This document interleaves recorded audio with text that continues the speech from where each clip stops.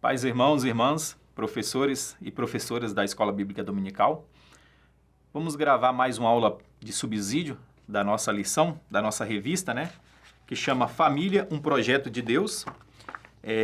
Estamos na lição 10 e vamos falar um pouco sobre teologias heréticas, tá bem? Para nós entrarmos nesse assunto aqui, eu sei que tem bastante teologias, quando a gente fala de teologias heréticas, eu coloquei algumas aqui, por exemplo, a teologia da libertação, a teologia liberal, ou liberalismo, né? E também a progressista, tratamos dessas três. Não é que só existe esses três tipos de teologias heréticas, tá? Tem várias, muitas mesmo. Algumas das quais já não tem mais tanta relevância na sociedade, a gente vê somente resquícios dessas teologias, tá bom? Mas essas três aqui, por que nós escolhemos as três? Porque, principalmente as duas últimas, ela está bem presente na nossa sociedade, tá? Dentro das igrejas evangélicas, infelizmente, dentro da sociedade. Então, nós escolhemos essas três por esses critérios, tá bom? Por questão prática mesmo. Então, nós começamos no tópico 1 falando sobre a questão da teologia da libertação. A teologia da libertação, ela é muito forte, ainda continua presente, infelizmente. Ela nasceu mais para o mundo, vamos dizer assim, católico, tá? É uma teologia bem presente no catolicismo, deu muito trabalho para a Igreja Católica, mas ela persiste, infelizmente ela persiste. Para alguns especialistas, a teologia da libertação ela é uma mescla de evangelismo com Karl Marx, tá? Portanto, é uma espécie de junção entre o marxismo e o evangelismo. E aí você vai perceber no seu caráter revolucionário, né? A questão revolucionária. E aí a gente vê alguns grupos aí até desenhar o Jesus Cristo deles, né? Que nós não temos uma imagem de Jesus, nós cristãos, fazer Jesus com a boina do Che e do Che Guevara, né? Que é um desses revolucionários aí da América Latina. E então, ela está dentro da luta de classe. Ela nasceu mais para a questão da luta de classe. Por isso que a gente vê a presença dela mais na época da Igreja Católica, uma vez que o cristianismo ele ainda não estava enfrentando esse problema. O cristianismo não era visto como uma religião, vamos dizer assim, universal, tá? Como ela é hoje. A Igreja Católica ela tinha uma presença mais forte, mais marcante nesse período. Papas como Bento XVI, que é o Joseph Ratzinger, né, por exemplo, e o João Paulo II, né, o Karol Wojtyla, eles combateram esse tipo de teologia. Inclusive o Ratzinger ele chegou a fazer algumas encíclicas papais, né, produziu um material bem elaborado, combatendo exclusivamente esse tipo de teologia, que é a teologia da libertação. No início, a Igreja Católica não acreditava muito que esse movimento teria vida longa. Só que quando eles viram o impacto que isso estava acontecendo, o Ratzinger ele foi um dos primeiros, né? Mandado pelo Papa na época, João Paulo II. O Ratzinger era ainda cardeal, não era Papa, depois ele vai virar o Bento XVI, né? E ele vai fazer um trabalho bem feito sobre esse assunto aí, tá? Então, quem tiver curiosidade de estudar. O autor do livro Teologia de la Liberación, de 1971, o senhor Gustavo Gutierrez, tá? Bem conhecido. Em sua obra, diz que a história da igreja ele teve 3 fases. Ou seja, a primeira fase do augustinianismo político, onde você tem a obra Cidade de Deus, que é bem conhecido dentro da filosofia, né? Essa obra fantástica que é Cidade de Deus. Claro, controvérsia também, né? Mas, ou seja, a primeira fase ela foi filosófica. Então, Agostinho ele vai destrinchar a questão da teologia dentro da filosofia, mais as literaturas sapienciais. É um homem que trabalhou bastante com isso aí, Santo Agostinho. Então, o Gutierrez fala que essa primeira fase foi formada por isso aí, a fase do agostinianismo. A segunda fase, ele fala que é a fase em que depois da Revolução, a igreja cria uma espécie de sociedade inspirada nos valores cristãos. Portanto, ocorreu a Revolução, que é a Revolução Industrial e tudo mais, uma espécie de mundo secular inspirado no cristianismo. Então ele fala que aí, né, partindo da premissa aí, da visão do Gutierrez, ele fala que então se inicia uma segunda fase após a Revolução. Ou seja, a igreja ela influencia a sociedade. o seu caráter moral, seu caráter ético, religioso. Então, tudo girava em torno da igreja, tá? Então, a igreja tinha voz, ela ditava o que era ético, o que era moral dentro da sociedade. Mas aí ele fala que teve uma terceira fase, tá? Que é a fase em que o próprio Gutierrez se propunha a implementar. Era ele, né, segundo ele, é uma das pessoas que se propôs a gerar essa terceira fase, tá? Ele propõe a implementação numa fase do qual ele afirma que agora não é mais a igreja que deve influenciar a sociedade, mas ao contrário, a sociedade precisa influenciar a igreja, tá? A igreja deixa de ensinar os seus valores à sociedade e ela se permite ser ensinada. Isso aí é a época do iluminismo também, né? Que aí chega a questão do iluminismo.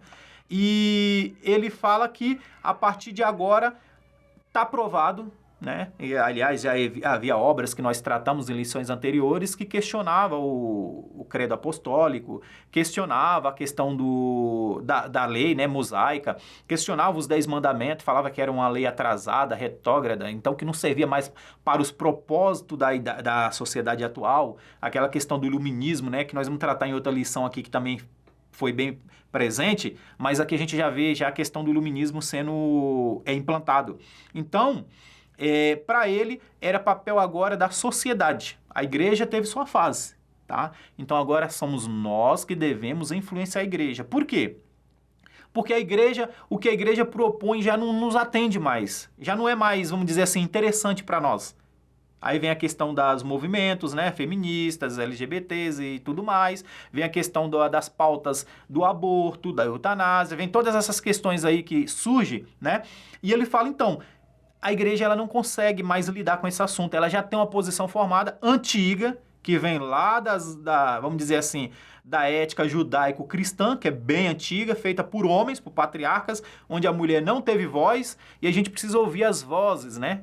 Que é uma coisa até cômica, né? Que a gente ouve hoje em dia, né? Que não é o seu lugar de fala, né? Agora é o lugar de fala delas e tal. Então, ele fala, a gente precisa ouvir o que a sociedade quer. Então, a igreja não fala mais para a sociedade. É a sociedade que tem que falar para a igreja, tá? E aí vai nascer as teologias, claro, né? Então, esse Gutierrez, ele vai fazer essa proposta. Então, quando nós chegamos no tópico 2, nós vamos falar sobre a teologia liberal, tá? E o que é o liberalismo? O que eles defendiam? Primeiramente, eles defendem que que as escrituras elas contêm erros. Não é que elas estão erradas, tá? Eles não falam assim, a Bíblia está errada, queima, joga fora, não. Eles falam, não, a Bíblia contém erros. Não que ela esteja totalmente errada, mas ela tem algumas coisas que precisam ser reescrito, reinterpretado. Não é nem reescrito, né? Reinterpretado. E após ser reinterpretado, a gente vai fazer o quê? Uma nova escrita. Aí vem a Bíblia feminina, né? A Bíblia feminina não, né? A Bíblia feminista, tá? Vem a questão da Bíblia feminista. Portanto, o liberalismo também defende que os milagres, ou uma das coisas que eles defendem, tá? É que os milagres, eles nunca aconteceram. Eles falam, então, como explicar os milagres? Ele fala, olha, tudo isso não passa da invenção da mente dos apóstolos de Jesus. O que aconteceu aqui? Eles vão dizer, olha, naquela época, eles não tinham ciência para dizer, por exemplo, de onde vem o raio, de onde vem a chuva. Hoje em dia a ciência fala é como nos nimbos, né? São pequenas partículas que sobem com vapor, toda aquela coisa, né? Se acumula naquela região, depois os atritos entre átomos e tal, átomos e nêutrons. E ele fala bem assim, olha, então, eles não tinham essa visão científica para saber como que cai a chuva, como que o raio nasce. Os fenômenos naturais, eles não sabiam falar disso aí. Hoje em dia não, hoje a gente sabe, então não dá mais para seguir a mentalidade dessas pessoas, tá? Então a gente precisa fazer uma releitura da Bíblia. E eles diziam o seguinte, tudo isso não passava de invenção da cabeça deles, tá? Ou seja, os milagres são fruto da imaginação limitada que ocorre dentro de um fato inexplicável, o qual a pessoa tenta atribuir a Deus o ocorrido. Ele fala, então por isso eles falavam que era de Deus, tá? Fogo caído, por exemplo, a cena de Elias, né? Onde Elias ora e o fogo desce e consome. Ele fala, cara, eu tenho uma explicação científica para isso aí, tá bom? Mas os fenômenos meteorológicos, por exemplo, quando Josué ora, né? E o tempo, ele fala, então, eu tenho outra explicação para isso. Aí o Rio Nilo quando virou sangue lá na questão do Egito, lá na época de Moisés, né, das 10 pragas. Ele fala, então, a gente tem umas questões meteorológicas, porque da praga de rã, da praga de carrapatos, da praga de mosca. Ele fala, eles não tinham, então para eles era Deus. Hoje não, hoje a gente tem. Por quê? Porque tem fatos antigos que mostram que isso já aconteceu em outros lugares. Nunca foi comprovado, mas eles temam em falar principalmente da transformação do Rio Nilo em sangue, tá? Ele fala, não, a gente tem fato científico que comprova isso. Tem até filmes, né, que a gente encontra nesse sentido aí. Então eles falam, então, eles não tinham ciência para orientar, a ciência não tinha evoluído a esse ponto. Portanto, fato como o anúncio de anjos à Virgem Maria, a sua gravidez em estado virginal, que é uma coisa que eles falam, é impossível, né? Daí fala, e aí, como que você explica aí essa concepção virginal da Virgem Maria? Ele fala, então, aí tem até uma teoria que tem os menos, vamos dizer assim, os menos radicais, diz assim, então, na verdade, Jesus era filho de Maria e José mesmo, era filho do casal natural, foi uma relação natural. Os radicais, eles vão além e diz o seguinte, que Jesus, na verdade, é o filho de um soldado romano com Maria, ou seja, uma relação extraconjugal e, por causa de escândalo e tudo mais, Maria seria apedrejada, teria que ser morta, conforme a lei dizia. Aí então falaram que apareceu um anjo que disse tudo aquilo. Percebe a questão? Isso aqui foi levantado justamente onde? Quando surgiu a teologia liberal. Portanto, para a teologia liberal, Maria nunca... nenhum anjo nunca apareceu para Maria, né? E muito menos ela teve essa gravidez em estado virginal. Cristo andar acima das águas. Ele fala, então, também tem uma explicação científica para isso, né? E a ressurreição de Lázaro, ele fala, rapaz, não foi bem assim que ocorreu. A transubstanciação é fácil, química, né? Química básica, irmãos. É química básica, não tem nada de milagre. A ressurreição e o aparecimento de Cristo a seus discípulos após morrer, ele fala, então, essa é a mais questionada. O maior ataque do liberalismo, dentro desses pontos aqui, é justamente a ressurreição de Cristo. Que eles fazem de tudo para provar. Ele fala, tá, tudo bem, o Jesus histórico, como eles dizem, né? O Jesus histórico está provado que ele existiu, então tem documentos e tal, tudo mais. Não dá mais para negar que esse Jesus histórico exista. Que, aliás, nós só defendíamos que ele não existia porque não tinha nenhuma prova. Mas agora que tem uma prova que o Jesus histórico existiu, ok, tranquilo, né? O Jesus histórico está tranquilo. Mas assim, ele não ressuscitou. Ele foi morto? Pode ter sido morto. Né? Era a prática da época, era assim que se fazia, mas ele não ressuscitou. E por que então que os seus discípulos inventaram? De onde surgiu essa história? Eles falam, então... e aí, engraçado, viu? Presta atenção que eles conhecem muito bem a Bíblia, tá? Eles conhecem muito bem a Bíblia. Que, aliás, é uma das coisas que os judeus até hoje batem, que esse Jesus não é o Messias que eles esperavam. Por quê? Porque Jesus não cumpriu com todas as coisas que o Antigo Testamento, os profetas diziam que ele iria cumprir. E uma delas era a paz mundial, né? Implantar esse reino e trazer a paz mundial. Eles falam, esse Jesus não trouxe. Então... como que explicar essa ressurreição? Ele fala, então, o que acontece? Nesse caso aí, eles examinaram todas as passagens da Bíblia e viram que era inquestionável os pontos levantados pela sociedade da época, que Jesus não cumpriu com essas coisas. Então, o que eles fizeram? Eles inventaram que esse Jesus ressuscitou, né? E ele morreu. E aí, como que vocês explicam para continuar o seu movimento? Eles falam, então, vamos falar que Jesus ressuscitou, portanto, a ressurreição de Cristo é uma invenção dos seus discípulos, tá? Foi uma invenção dos seus discípulos. E aí tem toda uma questão em torno disso aí, né? Mas Paulo vai dizer lá na frente, né? Paulo deixa bem claro, observa que isso aí não é uma coisa de hoje, né? Não foi o liberalismo, vamos dizer assim, quando a gente fala que o liberalismo começou a surgir, para ser debatido amplamente, tá? Mas observe que Paulo ele já tinha problema com essa situação. Porque lá na frente ele fala, olha, se Jesus não ressuscitou, ele fala, é vão nossa fé. Então o que a gente está fazendo aqui? Por que nós vamos nos sacrificar? Por que nós vamos abrir mão das coisas dessa vida, dos prazeres da terra, terrenos?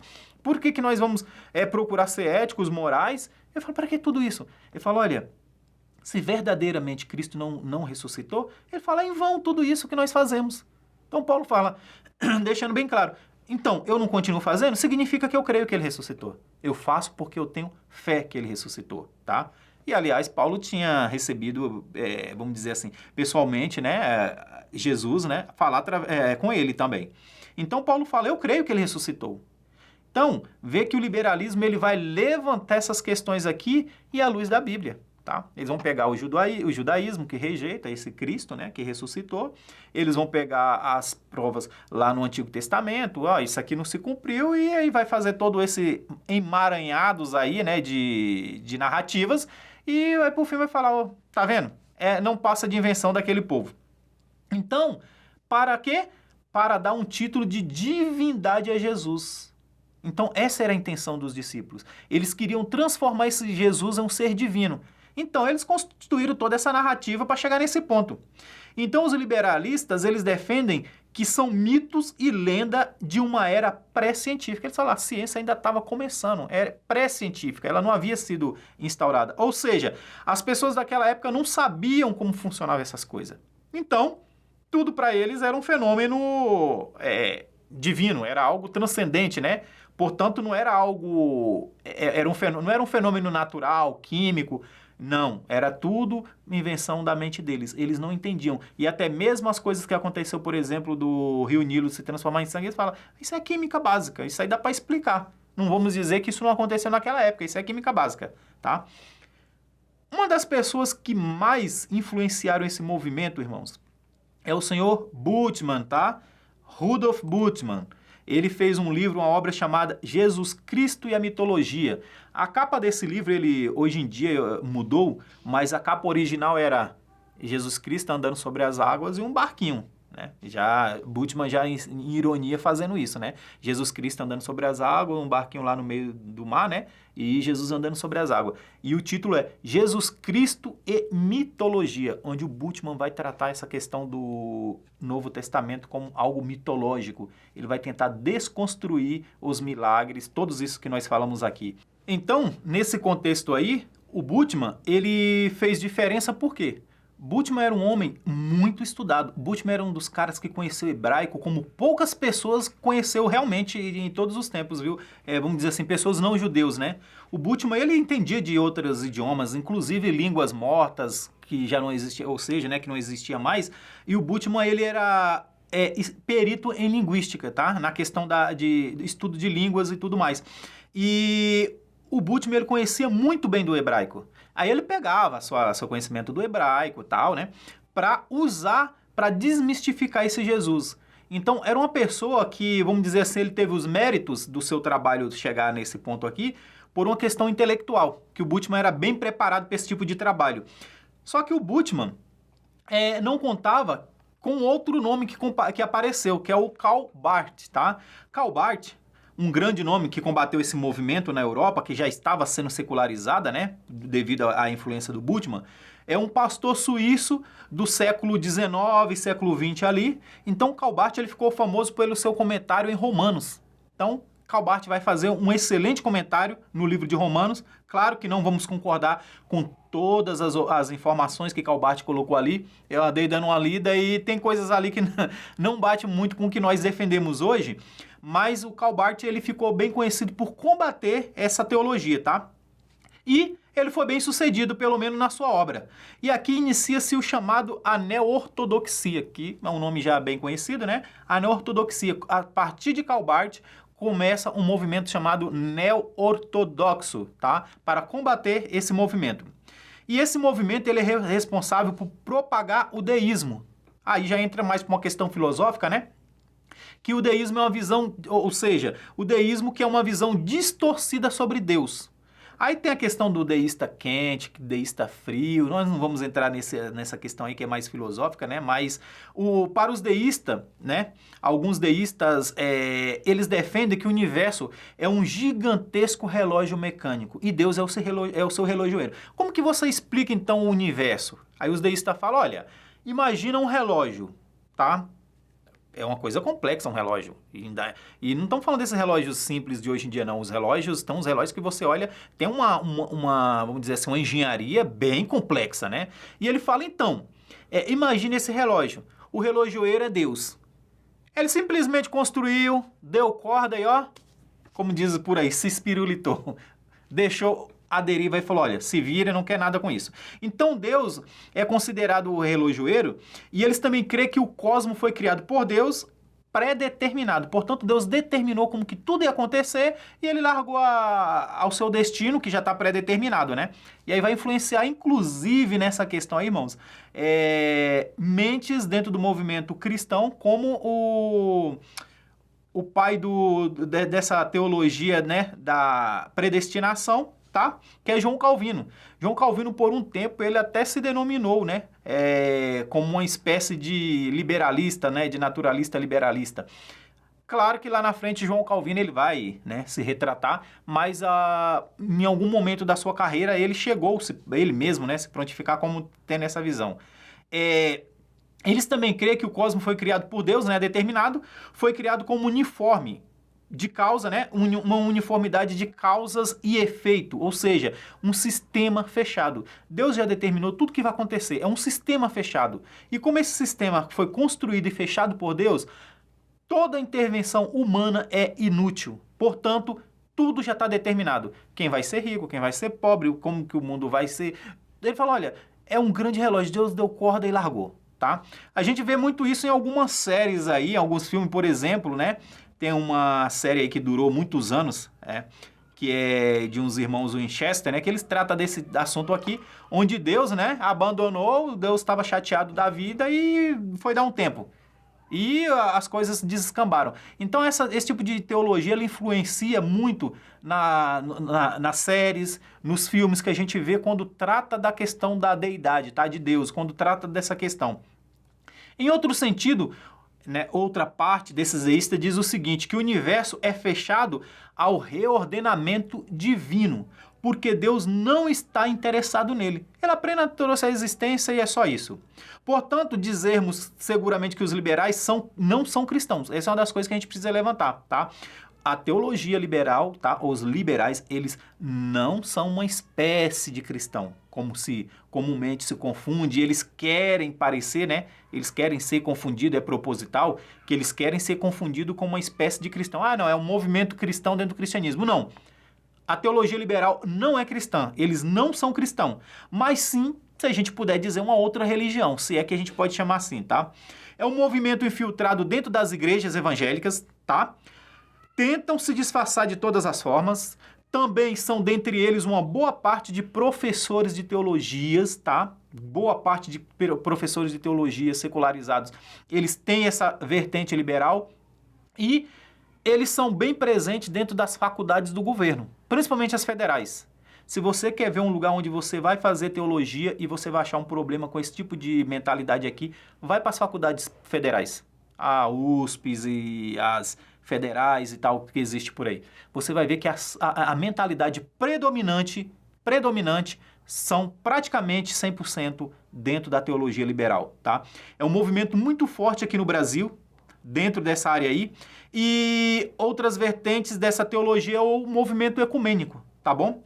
Aqui nós encontramos um problema para nós que somos assembleianos, tá? Em que parte isso aqui chegou a, vamos dizer assim, nos afetar?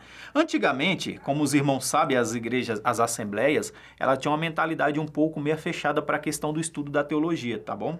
Aliás, até faculdade, né? Uma formação acadêmica de seus pastores. E quando foi liberado para fazer para fazer teologia, para estudos acadêmicos de os pastores, as igrejas tradicionais, elas já haviam superado o liberalismo, porque elas já são bem antigas, as instituições tradicionais, tá? Eles já haviam, vamos dizer assim, que meio que superado essa fase. Então, eles já tinham uma teologia mais desenvolvida, mais bem fechada e que já tinha, vamos dizer assim, reparado essas arestas. No entanto, os pastores nas áreas nossas, né, assembleias, quando começa a estudar, é claro, você quer as melhores faculdades, quer notas de MEC, né? Ou seja, uma que seja reconhecida pelo MEC, e o MEC é o grande, vamos dizer, centro de teologia liberalista. Está dentro dos cursos do MEC. Então, essas faculdades tradicionais, a maioria dos cursos deles não eram reconhecidos pelo MEC. Justamente por isso, porque os critérios que o MEC determinava viravam uma espécie de liberalismo. E elas simplesmente rejeitaram, tudo bem, vamos oferecer curso de teologia, mas nós não vai ser pela grade do MEC. Até hoje ainda tem, tá? A grande maioria tem um curso ou outro na área de teologia que é pela grade do MEC, mas a maioria dos cursos deles não são reconhecidos pela grade do MEC. Por quê? Justamente para fugir dessa teologia liberal, tá? E quando os pastores assembleianos foram estudar teologia nessas faculdades, foi para onde? Foi para onde tinha a grade do MEC, né? Para as federais. Portanto, as faculdades do governo, com que tinha influência do governo, formação do governo e regido pelo MEC. Então, nós tivemos um problema, tá? Que a gente não fala muito sobre essa questão, mas nós tivemos pastores sendo influenciados pelo liberalismo, tá? E se os irmãos puxar na mente aí alguns pastores aí, você vai ver, e prestar bem atenção, a gente vai ver que teve aí, tá? Hoje em dia, nós aqui do nosso campo de Santo André, nós somos agraciados por Deus, glória a Deus, porque nós temos o nosso próprio centro de formação para teologia, né, irmãos? Que é a FATESA. E, aliás, a FATESA fez diferença nessa época, tá? Por quê? Porque quando, por exemplo, grandes nomes como a Uniban era 100% liberalista. Ela já não existe mais, virou Anhanguera e tal, né? Mas a Uniban era um centro, que a teologia, quando se falava em teologia nos anos 90, as pessoas pensavam em início dos anos 2000, pensavam logo. Uniban tinha um grande nome, era uma faculdade de peso. E os pastores, quando iam para lá, eles percebiam isso aí, o que eles faziam? Corria para a FATESA. Por quê? Uma faculdade dentro dos padrões bíblicos, né? Portanto, a FATESA, ela fez história sim nessa parte aí, e as pessoas que têm uma formação mais antiga até sabem disso aí e fala com orgulho, né?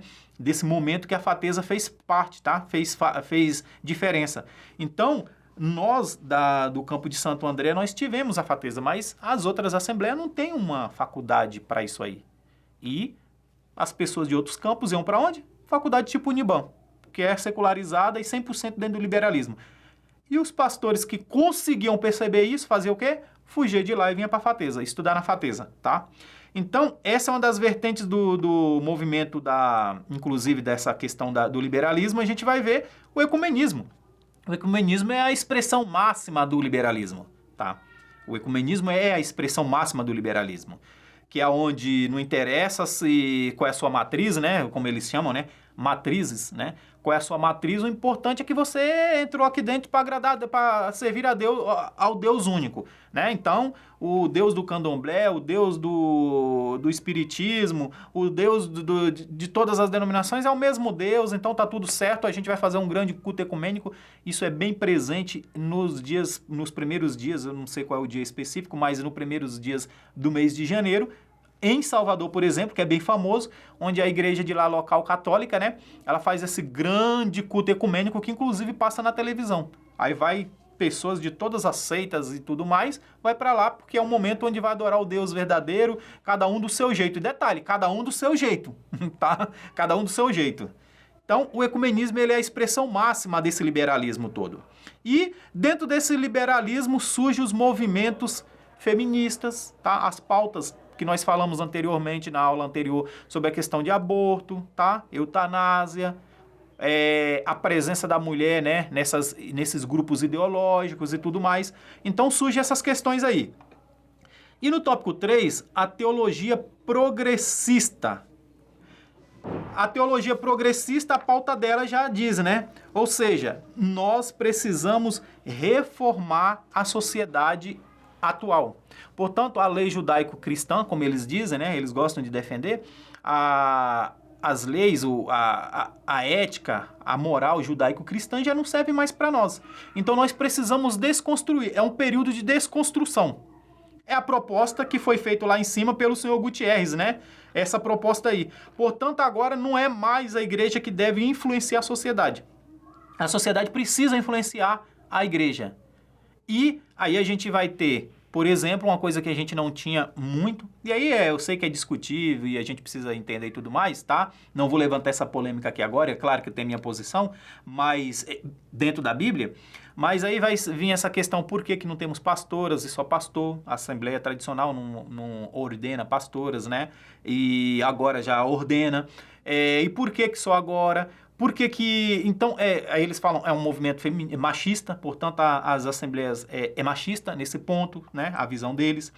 Por que nós não temos a figura da mulher sendo presidente do ministério, né, de um ministério dentro das assembleias. Então, aliás, dentro das igrejas no cristão em geral, mas especialmente nós falando aqui da nossa, né, que é a Assembleia. Então, com pautas voltadas para movimentos, tá? Para movimentos. Movimentos feministas, movimento de ideologias de gêneros e aí colocando mais em foco a questão do aborto, né, como nós falamos, da eutanásia e a questão do direito, corpo da mulher, meu corpo, minhas leis, né, minhas regras, meu corpo, minhas regras. Isso aí é amplo, que se a gente for entrar só nesse ponto aqui, meu corpo, minhas regras, a gente vai fazer aulas e aulas só sobre esse assunto, né? E, portanto, é uma das pautas defendidas. E a teologia progressista, por que eu digo que a teologia progressista ela é a mais perniciosa e a mais perigosa de todos? Porque a teologia progressista, ela prega o amor, né? O amor. Pensa numa coisa perigosa é pregar o amor sem saber o que é amor.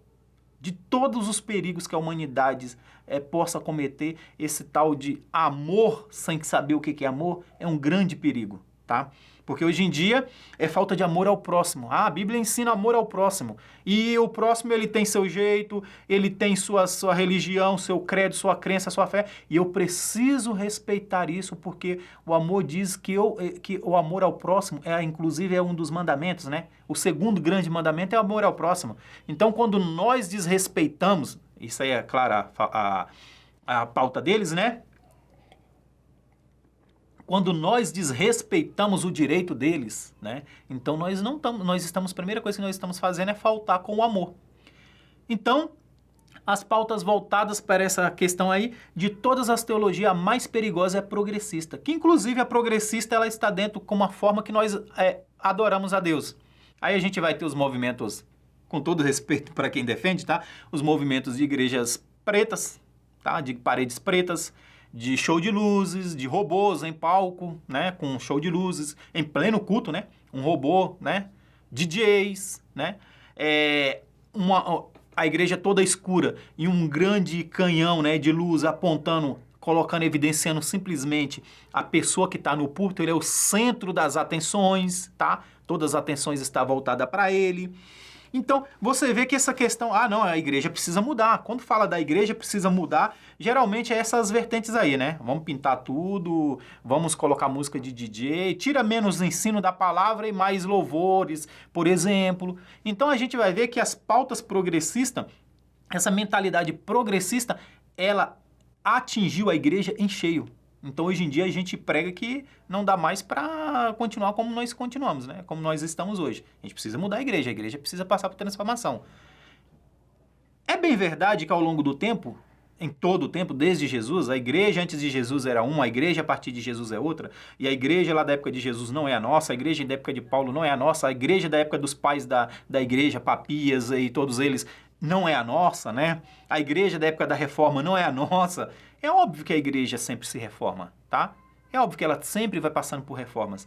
Mas a reforma que se defende aqui não é essa reforma natural, gradual, né? E necessária para os seus tempos. É uma reforma ideológicas. É uma reforma de visão ideológica simplesmente, tá? E de movimentos do presente século, né? Do momento. Então, se hoje em dia tal igreja está agindo assim, a gente também precisa ir. É a onda das churches, por exemplo, né? Que influenciou muito, hoje em dia influencia muito. E uma das coisas que a gente precisa prestar atenção aqui, irmãos, que é assim, ó. Quando essas coisas chegam aqui no Brasil, lá fora, elas já estão cansadas. Ninguém está mais, vamos dizer, como diz os jovens, nessa vibe, né? Ninguém está mais seguindo essas ondas. Essas ondas já foi superada lá fora. Então, tudo que a Europa, que o mundo aqui na Europa, as igrejas europeias, americanas, elas já estão saturadas, a gente abraça como se fosse novidade. Dentro teológico, livros teológicos, escritores teológicos, jeito de fazer cultos. Enquanto as pessoas lá estão tentando desfazer o que eles viram que não deu certo, nós estamos tentando implementar aqui no nosso ambiente. Infelizmente, é sempre assim. Então a gente precisa ter cuidado com essas pautas, tá? Progressistas. Eu creio que a pior de todas é a teologia progressista, é a que mais desequilibrou a igreja dos tempos de hoje. Então nós entramos no tópico 4, para nós encerrarmos, sobre Efésios 6, tá? Que vai falar aqui sobre a questão da armadura de Deus, tá? Efésios 6, e a armadura de Deus para a família. Não vou pegar partes por partes aqui, mas é interessante nós prestarmos atenção que Paulo ele vai falar sobre as partes dessa armadura. Uma das coisas que nós precisamos entender é que quando vai fazer essa leitura aqui, parece que Paulo está falando que a gente vai adquirindo aos poucos, né? Essa armadura. A couraça da justiça, revestidos de toda a armadura, né? Aí vai ter a couraça da justiça, a espada. Irmãos, Paulo está falando que nós precisamos, ele já começa assim, ó, finalmente, tá? A King James ela diz, concluindo, ou seja, depois de todo aquele ensino que Paulo deu do capítulo 1 até o capítulo 6, versículo 9, Paulo fala, com base nisso aqui, eu vou dizer para vocês, tá? Revesti-vos de toda a armadura de Deus. E aí Paulo vai falar sobre essa questão aqui, e é óbvio que a gente vai ter em mente uma armadura do soldado romano da época. Paulo não tinha uma armadura de ferro, por exemplo, né? Da era medieval. Não, ele está falando daquela época. Então Paulo vai dar traços daquela armadura, e onde ele vai colocar cada parte daquela armadura, ele vai dar uma tipologia, tá bom? Portanto, ele vai falar por quê? Para que pudéssemos resistir às tentações do diabo, do inimigo. E há uma repetição no versículo 12, diz, pois nossa luta não é contra as pessoas, mas contra poderes e autoridade, contra os dominadores deste mundo das trevas, contra as forças espirituais do mal na região celestial. E aí Paulo vai fazer toda essa explanação, né, dessa armadura, e eu gostaria que os irmãos prestassem atenção em duas partes dessa armadura somente, que é a que protege o coração. Por que que Paulo vai falar, né? Vai dar uma ênfase aqui, vestindo a couraça da justiça, tá? E a justiça na Bíblia, irmãos, ela está sempre relacionada ao sacrifício e evangelização. Presta atenção quando se fala justiça dentro da Bíblia. Está sempre falando quem é justo, uma pessoa justa, que é o tzadik, né? Que é uma pessoa justa, no hebraico é um tzadik. O que que ele fazia? Jesus foi considerado, é a pessoa, um dos justos, né? Ou o justo dos justos, tá? Então, qual era o propósito deles? Então, era uma vida de sacrifício perante Deus e influenciação da sociedade, ou seja, pregação do evangelho, da boa nova, tirar o homem das trevas e levar para a luz. Então, a couraça da justiça, ela protege o quê? O coração. Então, essas duas partes aqui, eu gostaria que os irmãos, se possível, dessem uma ênfase na aula sobre essas duas partes, o coração e a mente, irmãos, tá? Por quê? Todas as nossas lutas contra o pecado se passam nessas duas regiões. Não é no pé, na mão, não é em outro membro. Apesar de que os membros dos nossos corpos, ele responde aos desígnios do nosso coração, aos desejos do nosso coração e às ordens, que quem comanda tudo é o cérebro e a mente, mas não é essas partes. Toda a nossa vida está pautada no nosso coração e na nossa mente. O cristianismo é um compromisso do nosso coração com a palavra de Deus. É isso que é o cristianismo. Se fôssemos resumir, o que é o cristianismo? É simples, é o compromisso do nosso coração com Deus.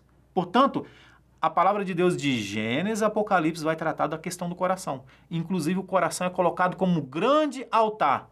Ou Deus usa esse altar, ou o inimigo usa esse altar. Mas o coração do homem, involuntariamente ou voluntariamente, ele sempre vai ser um altar, para que uma divindade se apossa dela. E, no último lugar, quando nós não colocamos nem Deus nem o inimigo, nós nos colocamos nós mesmos, ou seja, o alter ego, tá? Nós colocamos nós mesmos no nosso coração, tá? Como ídolos em nosso coração.